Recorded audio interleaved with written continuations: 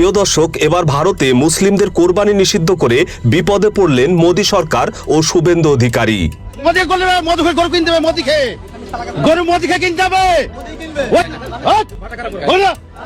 কোরবানির গরু বিক্রি করতে না পেরে না খেয়ে মরছে হিন্দু খামারিরা, আর সেই ক্ষোভ প্রকাশ করলেন মোদী সরকার ও শুভেন্দু অধিকারীর বিরুদ্ধে।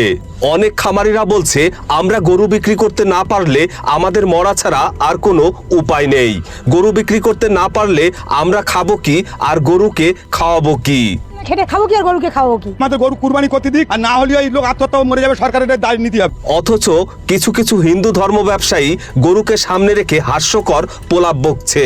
তাদের গোমাতার কষ্ট দেখে তারা কেঁদে কেঁদে চোখের পানি নাকের পানি একাকার করে ফেলছে। কি পরিস্থিতি গোমাতার, আমরা এটা সহ্য করব না। প্রিয় দর্শক, যুগ যুগ ধরে ভারতের গ্রাম বাংলায় হিন্দু মুসলিমদের মধ্যে এক অলিখিত বন্ধন চলমান হয়ে আসছে। প্রতি বছর হিন্দু খামারিরা তাদের খামারে গরু, মহিষ, ছাগল কোরবানির ঈদে মুসলিমদের কাছে বিক্রি করে লাভবান হয়, আর সেই অর্থ দিয়েই তাদের পরিবার চলে। অথচ মোদী সরকার ও শুভেন্দু অধিকারীর রাজনৈতিক ফাঁদে পড়ে দিশেহারা সাধারণ খামারিরা।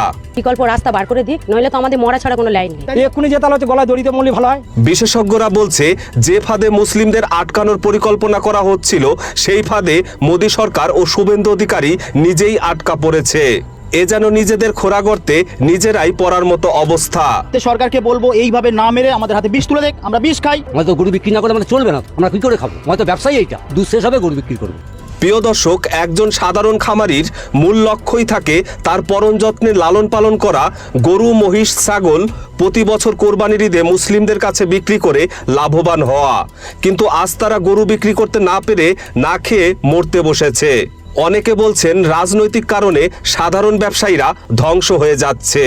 বিশেষ করে পশ্চিমবঙ্গের রাজনৈতিক পরিস্থিতি নিয়ে এখন সামাজিক মাধ্যমে ব্যাপক আলোচনা চলছে। শুভেন্দু অধিকারীর বিভিন্ন বক্তব্য ভাইরাল হচ্ছে। অনেকেই আশঙ্কা করছেন, গো হত্যা ও কোরবানি ইস্যু ভবিষ্যতে আরও বড় রাজনৈতিক সংঘাতে রূপ নিতে পারে।